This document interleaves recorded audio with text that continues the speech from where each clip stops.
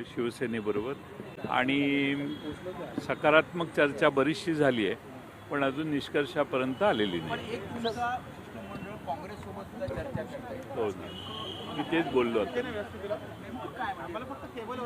नेमकंच बोललो मी.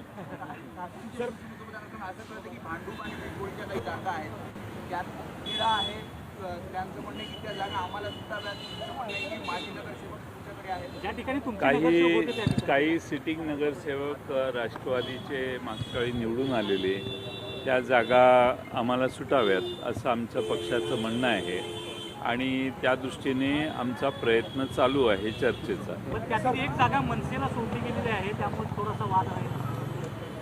ठीक आहे, चर्चा आहे ना, त्याच्यात अशामध्ये कॉमेंट्स करणं योग्य नाही. चर्चा पूर्ण झाल्यावर याच्याबद्दल पूर्ण कॉमेंट करू. आज चर्चा सकारात्मक झाली हे सांगणं महत्त्वाचं आहे. त्या संदर्भात काही पूर्ण महाराष्ट्रामध्ये तुम्ही युती करणार आहात, त्या संदर्भात काही चर्चा झाली?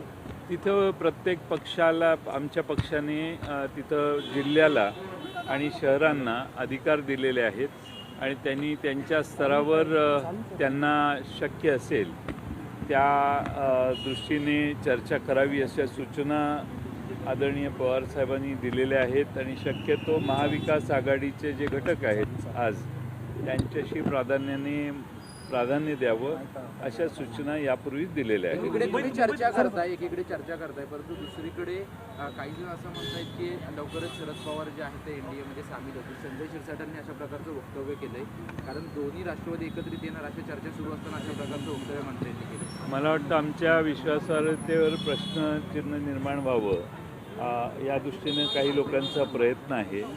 महानगरपालिकेच्या निवडणुका या महाविकास आघाडीत ज्या शहरात शक्य आहे त्या शहरात महाविकास आघाडीबरोबर लढवायचा हा प्रयत्न आमचा आहे आणि मला वाटतं तो यशस्वी होईल. मुंबईत काँग्रेससोबत देखील चर्चा सुरू आहे.